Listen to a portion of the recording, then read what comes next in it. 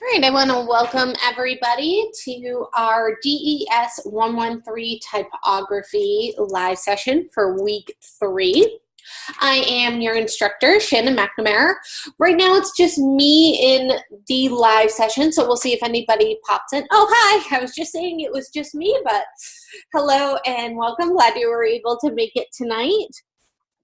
So we have a little bit of an ambitious live session this evening, which I will get into in our agenda. So we're going to go over the discussion for week 3. And we're going to talk about, we're not going to talk about what is a critique. We're going to discuss some typography crimes.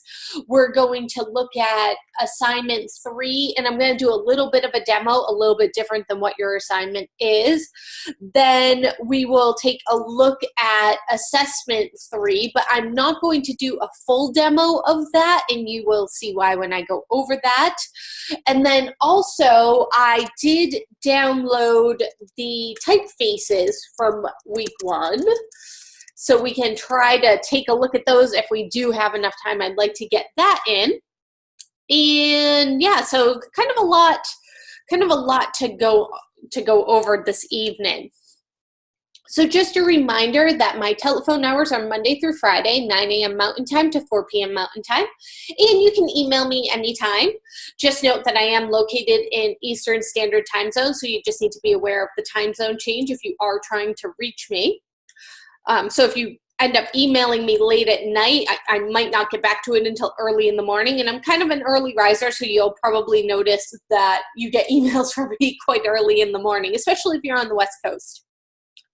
So a reminder about due dates. All assignments and assessments are due by Saturday at midnight for full credit.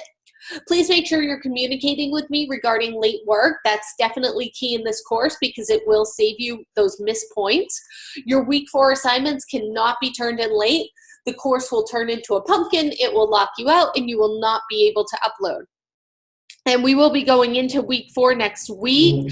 So I will say, and I'll remind you again next week as well, make sure that when you are submitting your work for week 4 that you're uploading it early. Don't wait until the last minute to upload that work. I've had students get knocked out of the system because they waited too long or they started uploading too late and it was halfway through uploading, and then the servers are slower because everybody in the entire school is trying to upload their work at the same time and they were booted out. I will also say this, if that does happen to you, that you are booted out while you are trying to upload, email me immediately, like as soon as it happens, with a copy of your files, because I have been known in the past, if I have an email from you by the time I get up and start my grading on Sunday morning, that I will take those files if you were booted out. So just those of you who, I'm not going to make an announcement about it, so I'll know who's been watching the live session videos in full. But yes, because it really does stink if you were kicked out, and I can always tell by the timestamp on your emails whether or not you were kicked out or you just, waited to email me later in the day. Also, your original discussion post is due Wednesday at midnight, and then respond to 2 of your fellow students by Saturday, and make sure that you're posting on at least 2 different days, and also make sure that you are reading over and meeting all of the criteria of each of the prompts each week. There's a lot of different prompts going on in the discussions, especially in this course. So you got to make sure that you're answering all the questions in the prompts, that your discussions have an APA citation. Those are required for all of the discussions, unless otherwise noted. Also, our live sessions and multi-sessions are Mondays and Tuesdays. So the multi-sessions are Tuesdays from 4 to 6 p.m. Mountain Time, and our live sessions are Mondays from 4 to 6 p.m. Mountain Time. I like to host them earlier in the week, so it'll give you some ample time to get those assignments done. And if you do need any outside help, the Student Success Center is open with tutoring available and no appointment is necessary. So it's a good segue to hop on over into the course.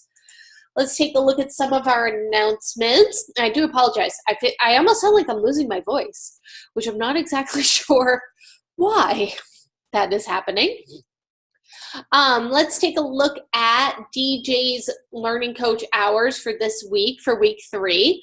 So there are hours tonight from 4 to 7 p.m. Mountain Time, Thursday from 7 to 11 p.m. Mountain Time, Friday from 4 to 11 p.m. Mountain Time, and Saturday from 3 to 10 p.m. Mountain Time. So lots of good hours this week if you need some extra help with any of your assignments, or if you just want an extra set of eyes to take a look at them. Also, I posted this over the weekend about, or actually last Thursday on Adobe Typekit.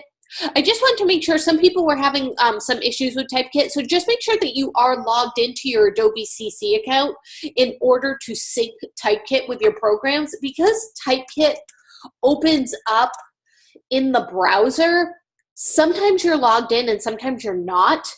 And it's happened to me in the past where I haven't been logged in correctly. So make sure right over here in the top right-hand corner that you see your face, that you're logged in. And if you aren't sure, click on your face and click on and double check the email and that everything looks correct. I personally have 2 different Adobe accounts because I started an Adobe account like way back when, before I had the Creative Cloud. So in the past I've been logged in with the wrong Adobe email, and I've been adding things to Typekit like la da da da da, or adding things to Adobe Color, and then I go into Photoshop or I go into InDesign and it's not there. And I'm like, what the heck? I know I just added all of them. And I look and I'm like, oh, great, I'm not logged in with the right login. And then I have to log in as myself, do it all over again, wait for them to sync. So just double check that you're logged in correctly, because, it's happened to me in the past. All right, so while we are over here, let's take a look at our discussion for week 3, finding design solutions through research and critiques. So this is kind of I found this week's discussion to be really interesting. You're always going to have critiques in graphic design. I mean, believe me, like whether it is a critique at school or if you are working, there's definitely going to be critiques every time that you show something to your boss, or you show something to a client, or you send it out to proofreading. It's getting critiqued. I mean, there's just a million critiques that occur in graphic design throughout the entire process. So, that's where this definitely relates back to your career. All right, so let's look over what we are going to be doing for our discussion this week, because the background on this, usually I say, oh, just read the background, and I'll go over the prompt. But I think that the background in this discussion is also extremely relevant to your assignment and your assessment this week, so I'm gonna go over the entire thing. Personal invitations are an interesting design area to study. They can be presented digitally or in print. They can follow traditional formats or be influenced by trends and or place and people hosting the event. And I apologize about that. I just wanted to double check I started my recording. But either way, a successful execution will depend on how well it communicates the information. Successful hierarchy and organization will be created by using typographical techniques and applying design principles. So type techniques and design principles. There are different type techniques that will help you organize the content of an invitation and create a hierarchy for the reader to follow. Basic design principles: contrast, repetition, alignment, and proximity, or otherwise known as the crap principles, which always makes me laugh. But it's kind of like the crap principles are, if you follow them, your design won't be crap. So that's the way I like to remember that. I don't want my design to be crap, so I need to follow these principles. And they are applicable to all design projects. These are some specific ways that they can influence a text-based design. Contrast creates hierarchy by leading and directing the eye of the reader or viewer through your intended path. Like I said, as a graphic designer, we determine how people look at our work. That's what we do. And that contrast can do that, creating that hierarchy. Repetition creates continuity in text and concept for the reader. Alignment stabilizes a design, and proximity creates logical and visual connections by placing text that belongs together in close proximity to each other. Good proximity includes even and generous margins, enough space to separate text and images. So again, here's a good rundown of this right here. Create hierarchy through contrast in size, color, shape, and placement. Create unity through repetition. Create alignment. Proximity by putting grouping items together. So critiquing and recommending solutions. Critiques are maybe the most valuable learning tool for you as you go through school and after in a professional setting as well.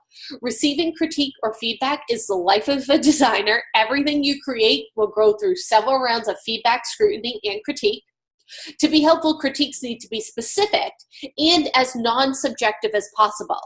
I like that is nice, but it's really not helpful. Imagine, when we have our work put up in front of other designers, we expect to get a well-rounded critique when it comes back.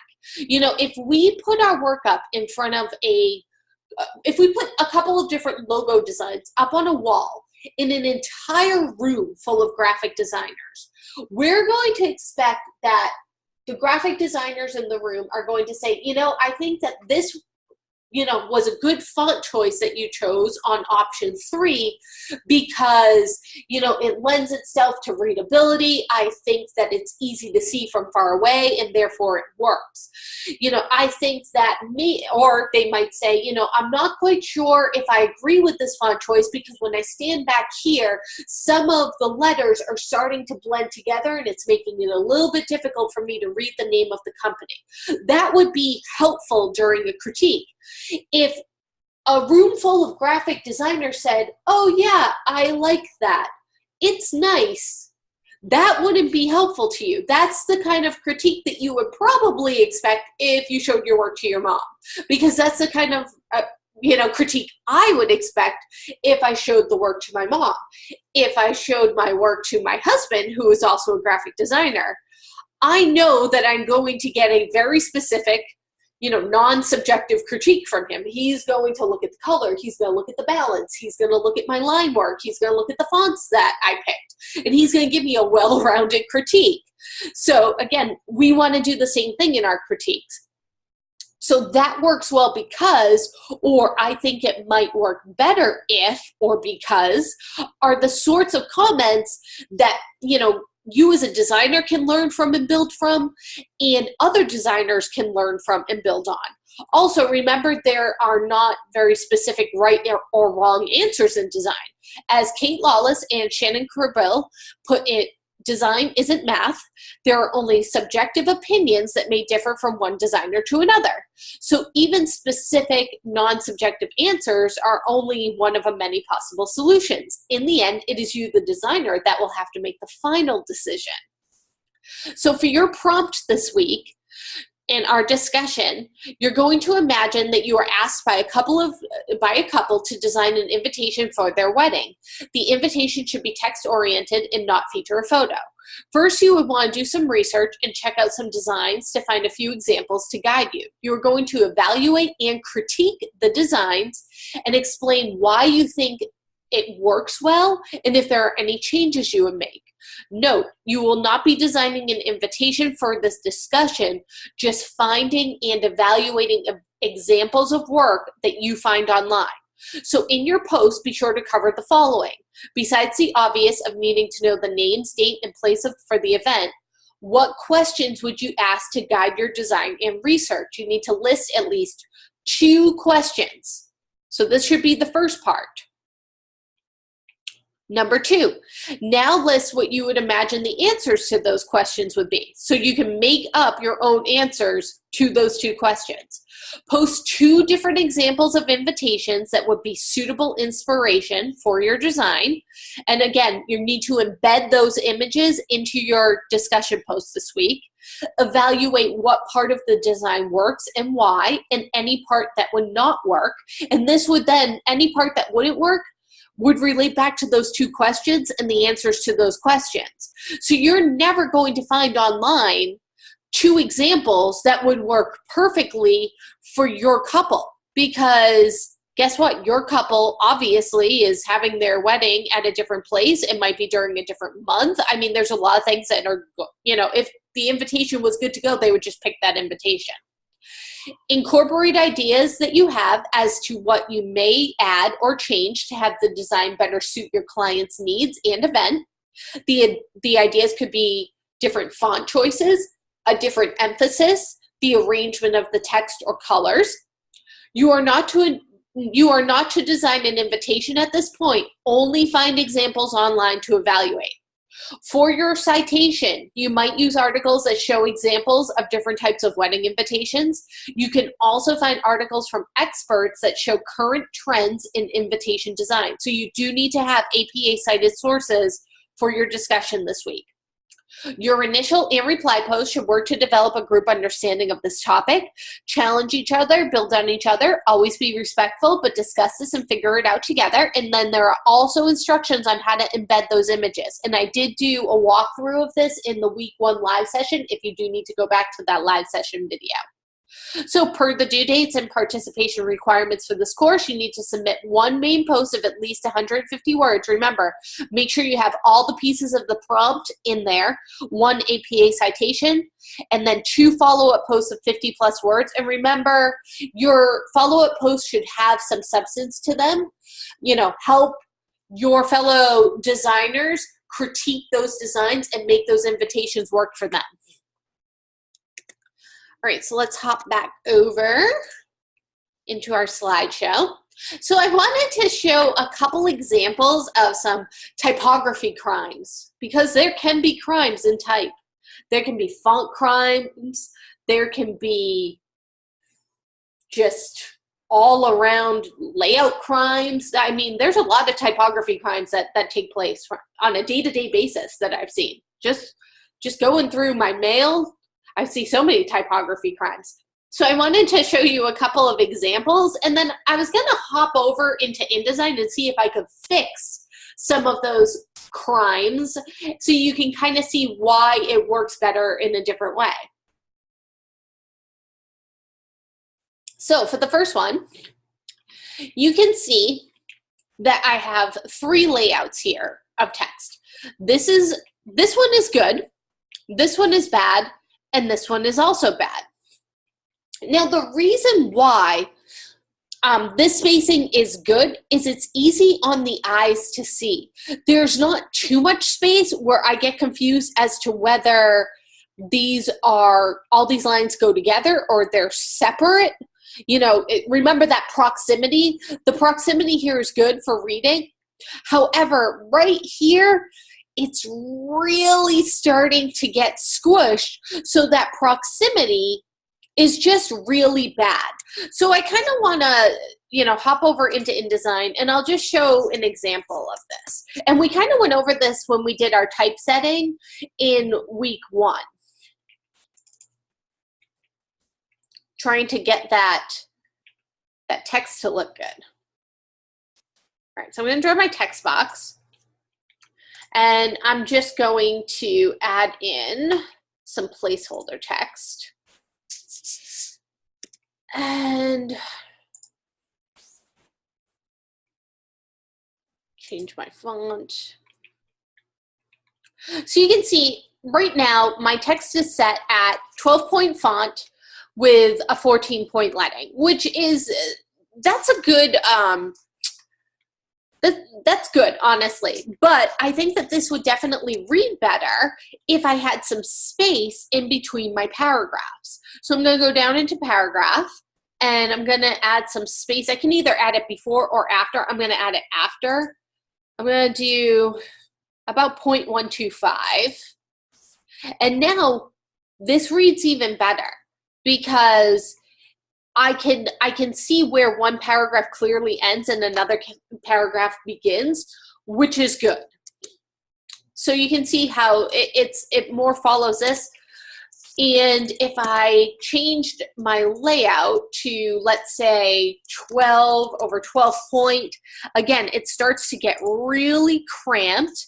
Or if I make it 12 over 16, That's not too bad, but it's just a little bit too spaced. So you can see where, leaving it at that 14 point type, which is, 2 points in between your point size. That's a good number to error on, is you're letting, or should be 2 points more than the font size. I think that's kind of a good, there's going to be times where that's not enough or it's too much, but it's kind of a good rule to follow.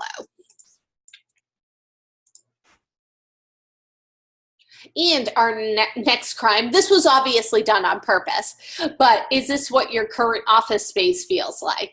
So obviously in this example, that it works because of the context of the text, but normally if we were doing a headline, we would not want to cramp our headline like this. That's just, way too much overlapping. So what we can do is let's move this text down here, and we'll kind of pretend that we're recreating this ad, but that is for something else. So I'm going to just let's put a box here to represent the logo.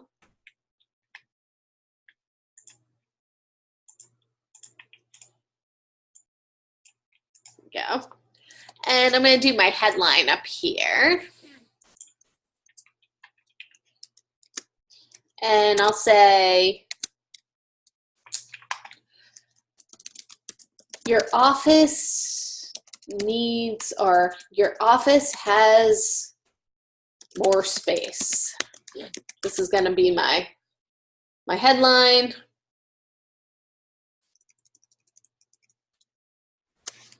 So I can start to bring this up a little bit. We center it in the area. Or I can even be, really give it a ton of space because of the context.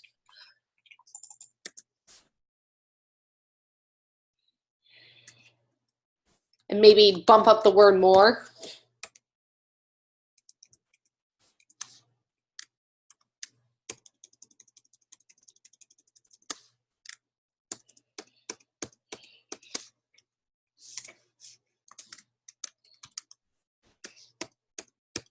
Do something like this.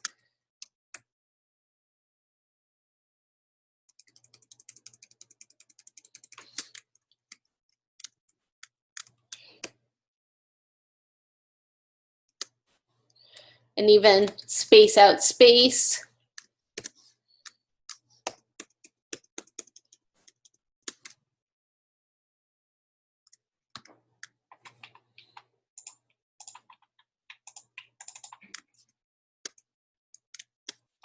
Something along those lines. And you can see that really spaces out my,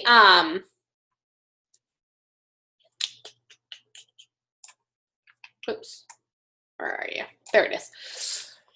That really spaces out my headline a bit better. All right, using too many fonts is confusing to the reader in typography. Again, you should really only have 2 fonts on your page. If you need to add that 3rd font, it should be a display font that is doing something. It has a purpose.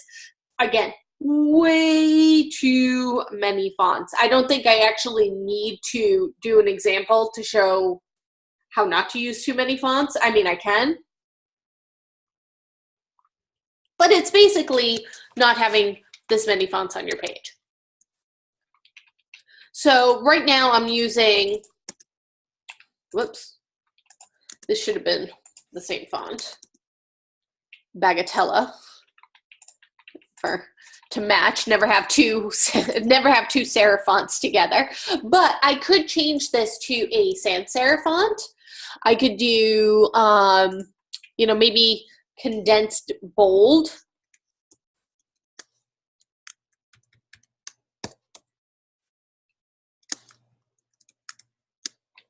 And then change this to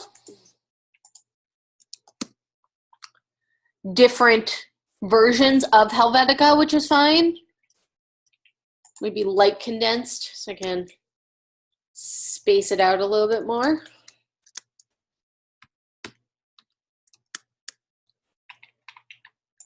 Or change this to needs. So at this point, I technically have 3 fonts. You know, maybe this doesn't need to be condensed bold. Maybe this can be just regular condensed or light condensed. I think it was both of them, yeah.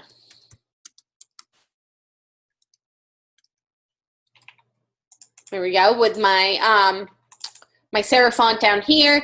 So you can see, you know, 2 fonts really does it for this. I'll go to display it a little bit better. Preview mode. You know, that would stand out. Maybe do a little bar down here or something. Next one, this one always makes me laugh. Baby needs and beers and wines. Obviously, each on one side of the aisle. However, it looks like when you look really close that your baby needs beers and wines. And maybe your baby does need beers and wines, but that would send you to jail. So, you know, changing it up, adding a little bit more space between the lines, maybe adding a horizontal line, maybe not putting your baby needs in the same aisle as beers and wines. There's a lot of different ways that we could, you know, fix the situation. So I'll just kind of show you, you know, a really quick example or of how to fix that. We'll do 10 times by 5. We get kind of the same size. So again, we could do, you know, 2 boxes side by side.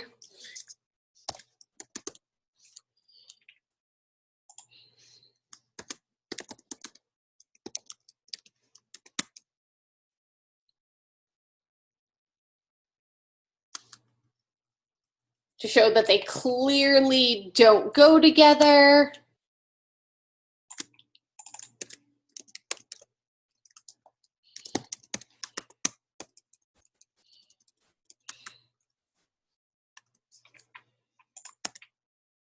Something like this. And again, you know, maybe even run a horizontal line right down the middle. So that way you know for sure that baby needs and beers and wines, 2 completely different things. You could even maybe do one side of your sign and reverse. I mean, there's lots of different things that you could do to make it not look like baby needs beers and wines.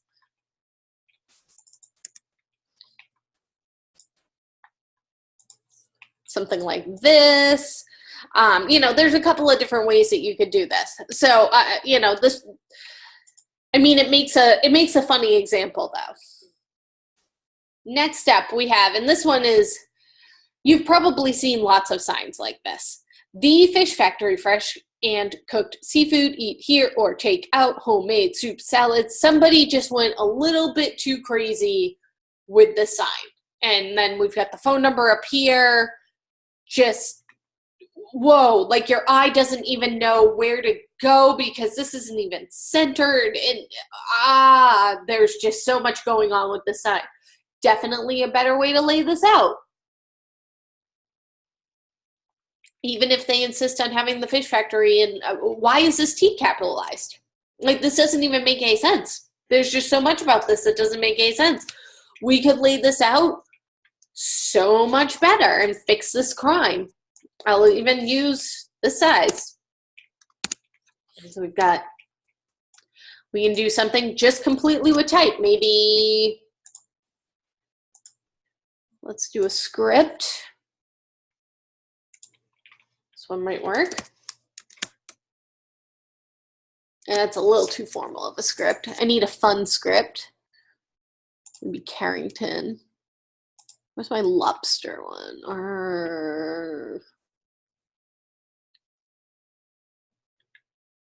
There we go. Yeah.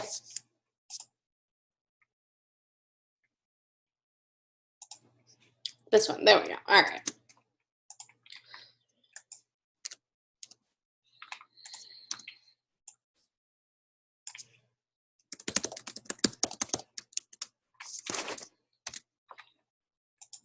And maybe next I'll do a slab serif for the fish factory.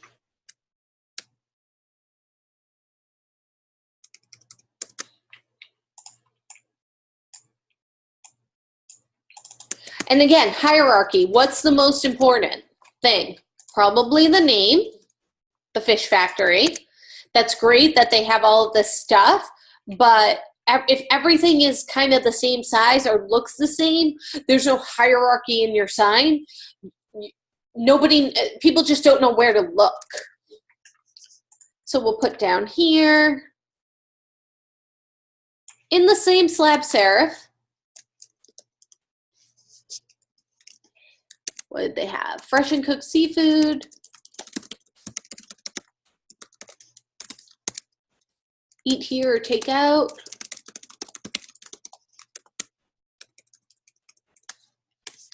Then we have homemade soups and salads.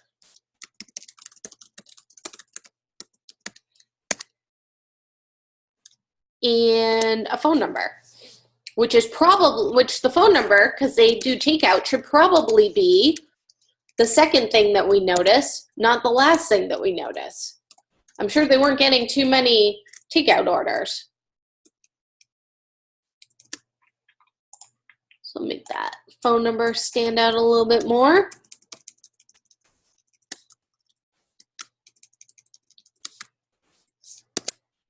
And it looks like they had two colors. So we're going to change this text to red. Getting my swatches up. There we go. And center that nice and neat.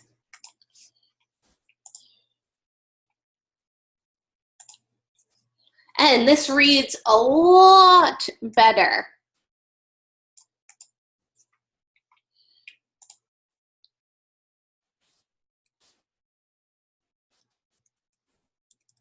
Visually line that up with the T. So, you know, there's a definite hierarchy in, you know, in information here. I see, oh, the fish factory. Oh, well, just based off of their name, I know that they sell fish. So here's their number. Oh, here takeout. Oh, fresh and cooked. They also have soups and salads. Awesome. That takes care of that. You know, I can see exactly what I need to see right away.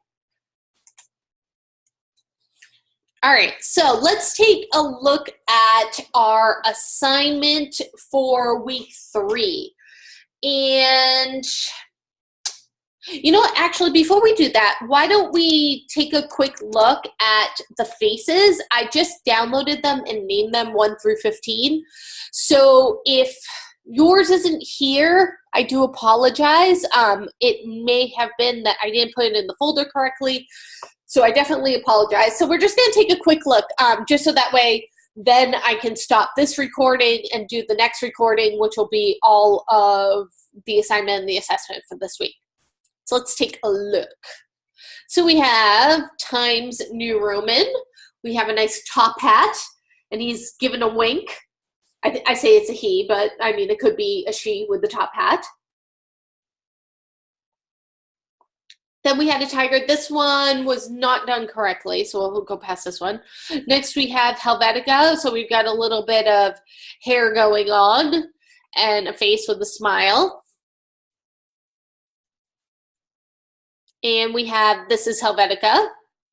So we have some ears, some glasses. We've got some hair going on and a smile. Next we have Futura. Got some eyes, and nose, and mouth. Very clever. And we have Times New Roman. Looking a little distraught, this Times New Roman. Not too happy.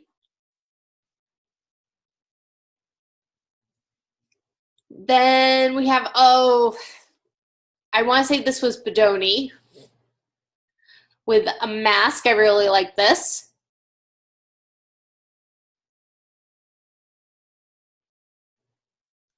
And we have another Bodoni.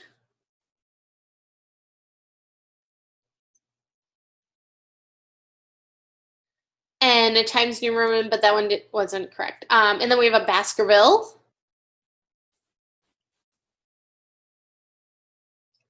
Another Times New Roman with a hat. I like that everybody was like, you know, Times New Roman. I think Times New Roman would wear a hat. I do like that. Then we have another Times New Roman. A Bodoni, looking very serious. A Baskerville. A Futura, looking very hipster. I definitely like this. And that was it. That was our last one. All right. So I'm going to pause the recording and start up the next recording, which will be just our Photoshop stuff. So if you guys who are here tonight want to go back and watch it again, that way you can do that. So let me just stop this recording.